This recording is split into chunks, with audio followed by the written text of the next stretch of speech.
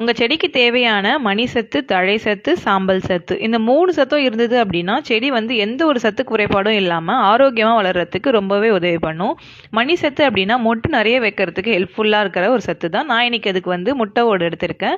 2வது தழை சத்து. தழை சத்து அப்படின்னா நைட்ரோஜன் சத்து. நமக்கு நைட்ரோஜன் அதிகமாக இருந்ததுனால இலை அதிகமாக வர்றது, பக்க களைகள் வர வைக்கிறதுக்கு ரொம்ப ஹெல்ப்ஃபுல்லாக இருக்கும். அதுக்கு நான் NPK ஃபெர்டிலைசர் எடுத்திருக்கேன். இது நியர்பை நர்சரியிலே கிடைக்கும். நீங்கள் ட்ரை பண்ணி பார்க்கலாம். உங்களுக்கு லிங்க் வேணா ஸ்டோரி ஹைலைட்டில் கொடுத்துருக்கேன். இது ரெண்டுத்தையும் நீங்கள் பவுடராக்கி எடுத்துக்கோங்க. 3வது வந்து சாம்பல் சத்து. சாம்பல் சத்துக்கு வந்து நான் சார்கோல் பவுடர் ஆக்கி எடுத்துக்க போகிறேன். சார்கோல் என்கிட்ட இருக்குது. நீங்கள் சாம்பலாக இருந்ததுன்னா அதுவும் எடுத்துக்கோங்க.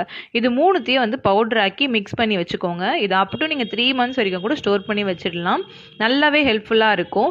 இதை நீங்கள் 1 டீஸ்பூன் உங்கள் செடிக்கு கொடுத்துட்டு வந்தீங்கனாலே போதும். ஈவினிங் டைமில் மண் காஞ்சிருக்கும் போது மண் நல்லா கலரிட்டு 1 டீஸ்பூன் கொடுத்துட்டு தண்ணி ஊற்றிட்டு வாங்க.